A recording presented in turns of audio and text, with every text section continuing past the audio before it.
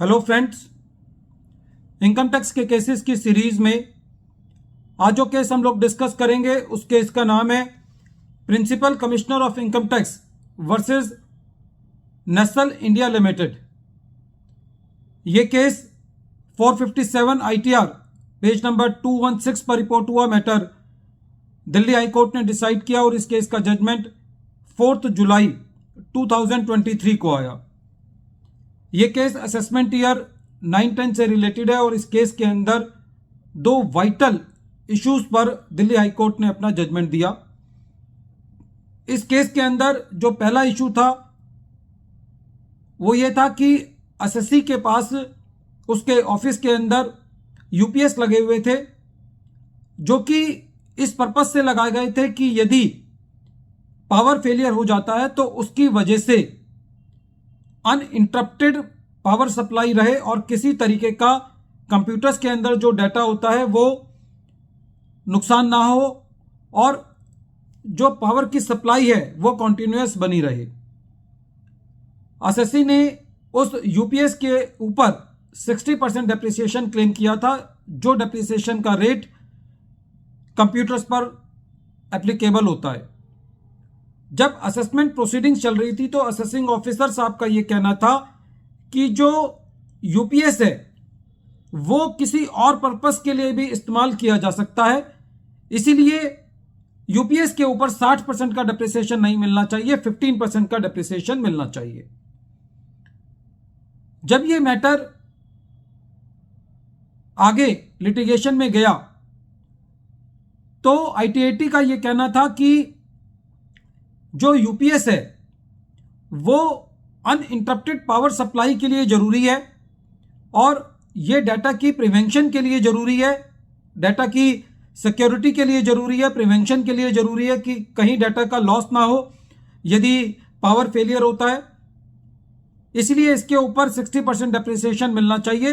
साथ के साथ आईटीएटी ने यह भी कहा कि इसका मतलब यह नहीं है कि वो सारी चीजें जो कि अनइंटरप्टेड पावर सप्लाई के लिए जरूरी होती हैं उसके ऊपर 60% डेप्रिसिएशन मिलेगा, लेकिन क्योंकि यूपीएस डायरेक्टली इस चीज से कनेक्टेड है और असेसिंग ऑफिसर इस बात को प्रूव नहीं कर पाया कि एसएससी अपने यूपीएस का किसी और पर्पस के लिए इस्तेमाल कर रहा था, इसीलिए SSC higher rate of depreciation 60% के लिए एलिजिबल है।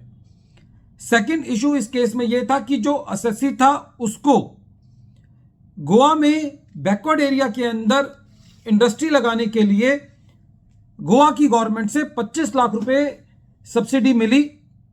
जब ये सब्सिडी एसएससी को मिली तो इस सब्सिडी का जो मकसद था वो ये था कि बैकवर्ड एरिया के अंदर एसएससी जो है वो अपनी इंडस्ट्री लगाएगा जिससे लोगों को रोजगार मिलेगा।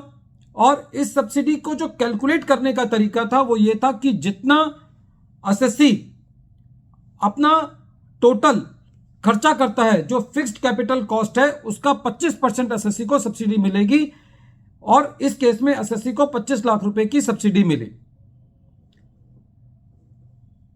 जब असेसमेंट प्रोसीडिंग्स चल रही थी तो असेसिंग ऑफिसर का यह कहना था कि ये कैपिटल रिसीट नहीं है।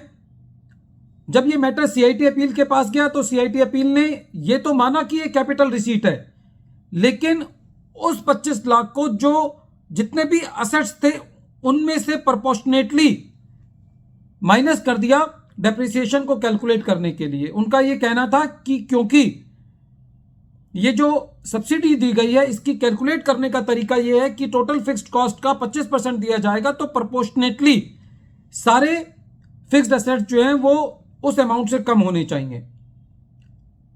जब एसएससी इस मैटर को लेकर के आईटीएटी गया तो आईटीएटी का यह कहना था कि यदि कोई सब्सिडी कैलकुलेट करने का तरीका है तो उस कैलकुलेट करने के तरीके का यह मतलब नहीं निकाला जाना चाहिए कि यह सब्सिडी इस पर्पस के लिए दी गई है। उदाहरण के तौर पर इस केस में जो सब्सिडी दी गई थी वो फिक्स्ड कॉस्ट का 25% दी गई थी, तो इसका मतलब यह नहीं निकाला जाना चाहिए कि वो सब्सिडी उन फिक्स्ड एसेट्स के लिए दी गई है। और अकॉर्डिंगली आईटीएटी ने जो सीआईटी अपील ने फैसला दिया था कि जो सब्सिडी है वो प्रोपोर्शनेटली फिक्स्ड एसेट्स में से कम होनी चाहिए और फिर डेप्रिसिएशन एसएससी को मिलना चाहिए, उस पार्ट को डिलीट किया और एसएससी को ये कहा कि ये पूरी एक कैपिटल रिसीट है और इसका एसएससी को पूरा बेनिफिट मिलना चाहिए। जब ये मैटर हाईकोर्ट में गया तो हाईकोर्ट ने भी आईटीएटी के फैसले को बरकरार रखा। वीडियो के अंत में एक बार फिर मैं केस का नाम रिपीट कर रहा हूं। केस का नाम है principal commissioner of income tax versus Nestle India Limited. यह केस 457 आईटीआर पेज नंबर 216 पर रिपोर्ट हुआ।